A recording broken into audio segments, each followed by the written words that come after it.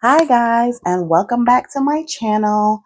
My name is Nicole, and this is the Gracefully Authentic channel. And my channel is where I talk about all things gracefully authentic. Essentially, it's pretty much me uncovering myself, becoming the woman that I want to be, bringing you guys along on the journey. So glad that you came back to join me. And this week is going to be a recap of week 7 for my 9-week fitness journey. This is round 1 because I believe I will continue to do this going forward. And I'm just going to give you a recap of how it went. So I think what's critical about this week is that it was Thanksgiving week. And so to me, it was very, very, very, very, very, very, very, very, very, very, very important not to completely drop the ball. I've talked a little bit before about having been on several fitness journeys before and things, working but not sticking. And this time around, it's like the tortoise and the hare, slow and steady wins the race. And I've been consistent. You'll see my hashtags with consistency challenge, because it's more important for me to make sure that I'm doing the things that I say that I'm going to do and planning out my weeks and following that plan that it is for any fitness results, because those results will show if I am consistent with doing the work. So, with it being Thanksgiving week, this is a week where it can derail some of the best laid plans.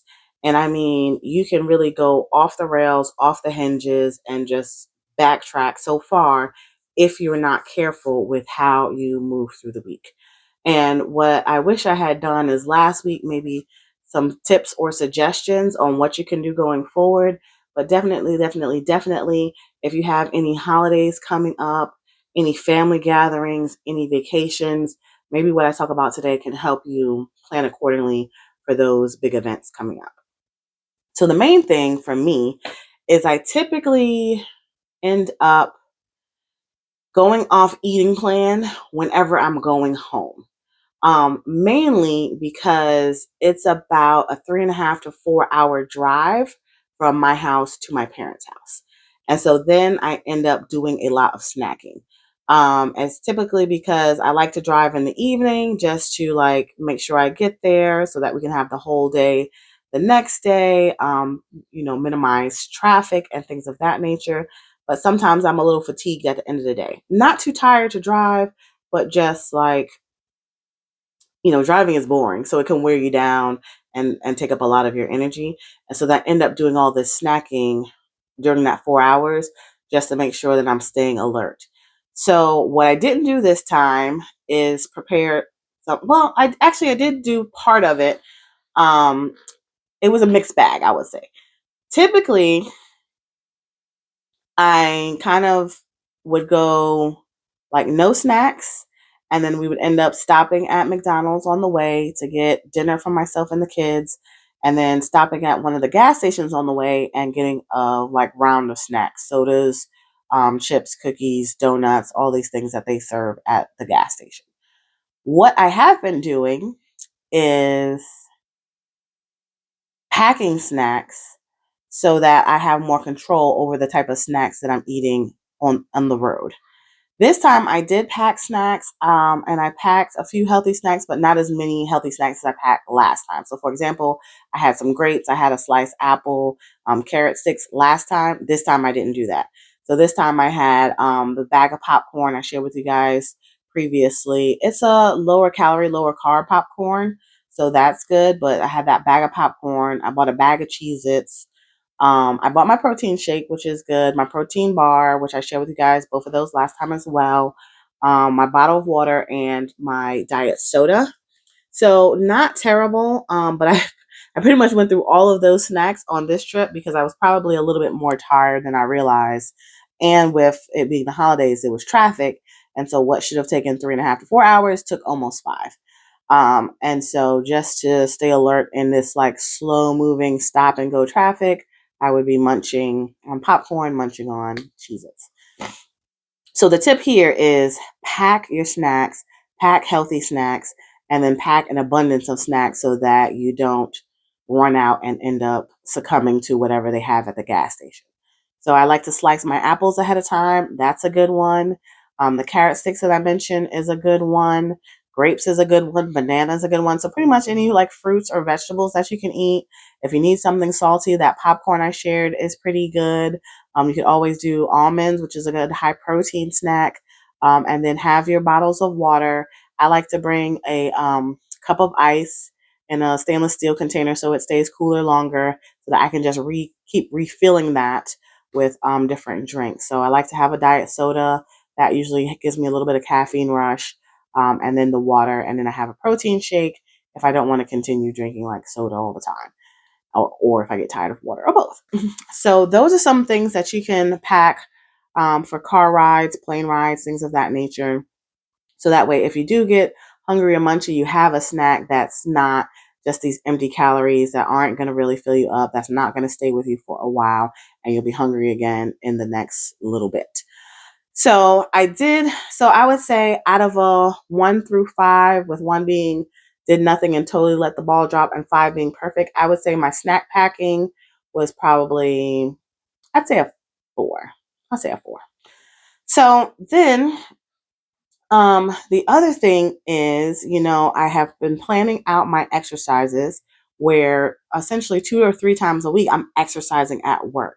And so because I had 3 days off this week, that really reduced the amount of time I was going to be in the office and can utilize the gym. So I had to make some alterations with my workout schedule. So essentially, I actually missed my double Monday because I did not have my piano practice. And usually, what happens there is after I have piano practice, I go straight to the pool because it's nearby my piano lesson. And so, without piano practice, I did not go to the pool. It was cold. It's not really in the way. And so, I just decided it wasn't going to happen. But my double Monday is usually I also do the run on Monday, and I didn't do the run Monday. I had done it on Sunday. And so before I had been doing like Sunday, Monday, Friday, and I did it on Sunday, and I just didn't really have the energy for it on Monday. So I didn't do anything on Monday. Luckily for Tuesday, I did decide to go into the office. I really considered just working from home the 2 days that I was working this week. But I decided to go into the office because I knew if I go in, I can do that workout, and it will at least give me, the workout before I hit these like next set of days off. And so I'm grateful that I did. I was able to do the run at the gym on the treadmill and then do the workout before I left the office that day. If you recall from last week's video, I talked about the challenging week 3 run from the Couch to 5K program. And I told you I would be repeating that. So I did repeat week 3 again. It was easier on the treadmill. And I think what I realized is my neighborhood is not flat. There is a little bit of incline, decline. It's subtle until you start running. Like, you don't even kind of pay attention to it on a walk because you're just walking with the kids, with the dog, whatever, just out, enjoying the day. But when you're running, you notice it a little bit more because now you're having to kind of run uphill. And so I think that's why it was so challenging. It was a little bit easier on the treadmill. So I did get that treadmill run in on Tuesday, and then a nice kettlebell workout Tuesday as well. So I'm glad I got that in because that was the only workout I ended up doing this week. I had all intentions to do another kettlebell workout while I was at home. I packed my kettlebell in the car, so it went all the way down there with me and all the way back, and I never took it. I never took it out the trunk. So it's one of those things, like I had all the best intentions. I just couldn't push through on that piece. But luckily, I fell back onto the running. So I did do another treadmill run while I was home, and that was on Wednesday. And then I did a walk on Friday. And then when I returned home to my house, I did the actual 5K training run when I got home on Friday. So on Friday, I did both a walk and a run. And so that's kind of how I made up for the workouts that were missed. So I feel all in all, if I had to rate the exercise, I would rate that about I would say about a 3.5. I did get all the runs in, and so I only just missed about 2 workouts, and a swim. So yeah, I would say about a 3. So going into this week, I'm excited to get back into my regular schedule of activity. but also because I have another vacation coming up in the next couple of weeks, I want to start planning what I will be doing on that vacation. So I'll be gone for around just about 2 weeks or so, I think. And partly I'll be at a hotel, and then partly I'll be staying with like friends and family. And so the hotel part, I'm not so worried about. I will just use their fitness center. With the friends and family piece, I will have to make sure that I'm going with a workout in mind that I can do in the space. So one thing that I do have is a Pilates bar, and I will be taking that with me on this trip so that I can do an exercise, a workout using the Pilates bar. Now, I've probably had this Pilates bar about a year, maybe. I think about a year at least. I might have used that bar like one time. And so that's why I'm really like utilizing the gym as much as possible, because I have the resources. I have the things that I need to do it. It's just that getting into doing it at home is a lot more challenging. So I will continue to use my, what I have available at work. And then I'll just fall back on some of these things when I have to.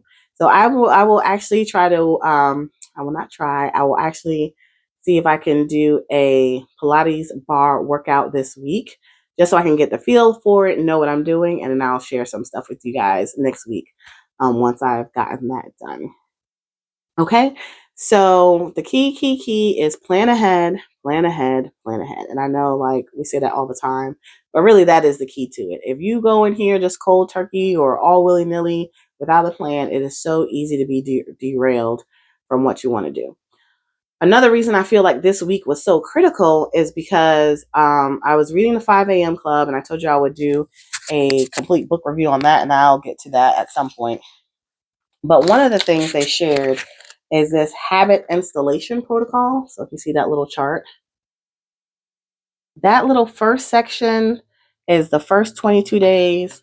The middle section is the next 22 days. And this gray section is the last 22 days. And it talks about the first 22 days being what do you call it? The destruction phase. And that's kind of like breaking out of the old habits. The second phase is installation, which is where you're kind of doing like your remodeling, is putting in place the new habits that you want to build. And then this third phase is the integration phase. And that's really where like you solidify all of these things that you put in place. So doing the math, week 7 is the first week of integration. And so I was very concerned with making sure that I did not completely drop the ball this week, because I felt like if I kind of let everything go, I would end up all the way back to the beginning, because I would have broken my cycle of habit installation. So based off of that, I'm so glad that I was able to get something done the best that I could. And I even, checked the scale and lost some pounds, which was surprising because the way my mama threw down on that food for Thanksgiving, Lord, let me tell you, it was good. It was good. And so I thoroughly enjoyed all the food I had. I ate the food. We actually had Thanksgiving dinner at her house on Wednesday night because we were invited somewhere else on Thursday. And so I had food on Wednesday. We ate out Thursday, which I didn't eat as much there because I knew I had all this good food at home. And then I had some leftovers Thursday and Friday. And so now it's like it's over. It's like you have to kind of cut it when you can cut it. And so now going into the week, I've already prepped my breakfast. I made an egg bake this week for breakfast. And I will be going forward with back on track with my eating. I'm still working on getting my water up, so my water and my workout. So I'm excited that I was able to be successful through one of the most challenging weeks of the year. We still have some other holidays coming up for the end of the year. Those aren't as challenging for me because Thanksgiving is kind of the bigger holiday for us, like food wise. And for like Christmas, which is another big food holiday, I will be on the vacation. So that will limit all of this like big cooking that we do at home. So I will keep you guys posted. It's been a great week. I'm so glad to continue on this journey with you guys. Please post in your comments, how did you do Thanksgiving week? And I just want you to know, however you did is fine. Pick up where you left off and keep going. Don't get derailed. Don't stop and say, oh, I had the pie, I had the cake, I had the ice cream, I had the mac and cheese, I had this dressing or stuffing, whichever one you call it, and so it's over. No, tomorrow is the first day of December. And so you have another 31 days to go for the before 2026 is over. You can still get a lot done and a lot achieved. So thank you so much for joining. I will see you next time. Continue on your fitness journey. 66 days to for me. It's a 9-week journey and we're almost to the end. Have a great night and talk to you later.